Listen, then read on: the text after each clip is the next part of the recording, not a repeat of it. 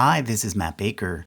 2 years ago, we released our Christian denominations family tree chart, which maps out all of the major splits and schisms that have occurred in Christianity over the last 2,000 years, and all of the various denominations that have been formed because of them.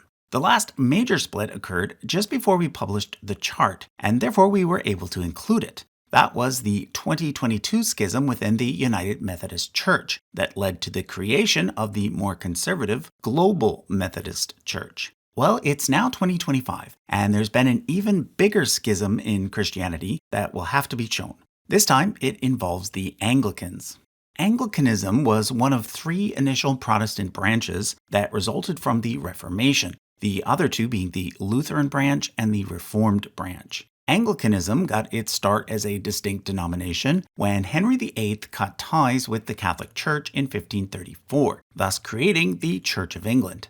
At the time, England was in the process of reconquering Ireland, and thus a Church of Ireland was formed as well. Take note, however, that since Wales is considered to be a part of England, it didn't get a separate church until much later. As for Scotland, it was still a separate kingdom at the time, and it went in the direction of Calvinism, aka the Reformed branch. Thus, the Church of Scotland is shown here under Presbyterianism, which is a type of Reformed Christianity.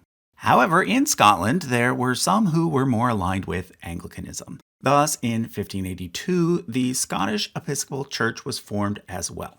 So, for the next 200 years, Anglicanism simply consisted of the Church of England plus its allies in Ireland and Scotland. The next Anglican Church wasn't created until 1785, which was around the time that the United States became independent. Because Anglicans there didn't want to be subject to the British king in any way, they split and formed their own church, called the Episcopal Church. The reason why they didn't call it the Church of the United States is because in the US, there have always been many different Protestant denominations, as opposed to just one main one. Now, during the 1800s and early 1900s, as Britain continued to colonize the globe, Anglicanism continued to spread as well, as did other primarily English denominations. But initially, Anglicans in all those various places were simply considered to be members of the Church of England. However, over time, new regionally based churches were eventually formed in places like South Africa, Canada, Australia, Uganda, and Nigeria. Take note that this chart only shows a few of these, mostly just the earliest and/or largest ones. As of 2025, there are actually 42 regionally based Anglican churches in total. Each one is independent, but in communion with each other. Well, at least until recently. You see, up until this year, all of these churches were a part of what's called the Anglican Communion, the ceremonial head of which is whoever happens to be the leader of the Church of England, a position known as the Archbishop of Canterbury. But cracks have been forming in this loose alliance for quite some time now, mostly because Anglican churches in the West tend to be quite liberal. For example, allowing women to become bishops and same-sex couples to be blessed. Whereas most churches in the Global South are quite conservative and aren't okay with these things. Ever since 2008, a group of Anglican churches have been organizing themselves under the name GAFCON, which stands for Global Anglican Future Conference. But up until this year, they still considered themselves to be a part of the Anglican Communion. That all changed when, on October the 3rd, it was announced that the new Archbishop of Canterbury would be, for the first time ever, a woman named Sarah Mullally.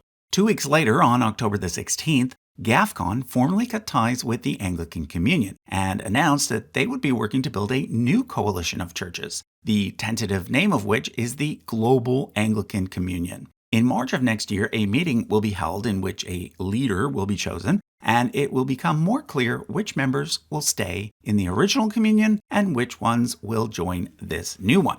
Now, I should also point out that in addition to these churches from mostly Africa and South America, the new Global Anglican Communion will also likely include some of the breakaway groups that formed in the West a while back, such as the Anglican Church in North America, which is made up of conservative congregations in the US and Canada that had already cut ties with the Archbishop of Canterbury. So what does all this mean in terms of this chart? Well, first of all, the next time I reprint this, I'll probably group Uganda, Nigeria, and the ACNA under a new heading called Global Anglicans. But they will still be shown in purple because they are still Anglicans, in the same way that the LCMS and the ELCA are both Lutheran, even though they aren't in communion with each other. The biggest change I'll have to make will actually be up here, where I give the totals for the 9 largest Christian communions. Prior to the current schism, the Anglican communion was the 3rd largest Christian communion in the world, after the Roman Catholics and the Eastern Orthodox. The exact numbers aren't clear, but it's likely that when the dust settles, the Anglican communion will be split roughly in half, which means that each side will now be smaller than all of the other communions shown on this chart. In other words, the Anglicans will now be shown near the bottom. But I'm going to wait until that March 2026 meeting before I make any changes, just to see how things officially end up. Okay, so that was a look at a major change to the Christian denominations family tree.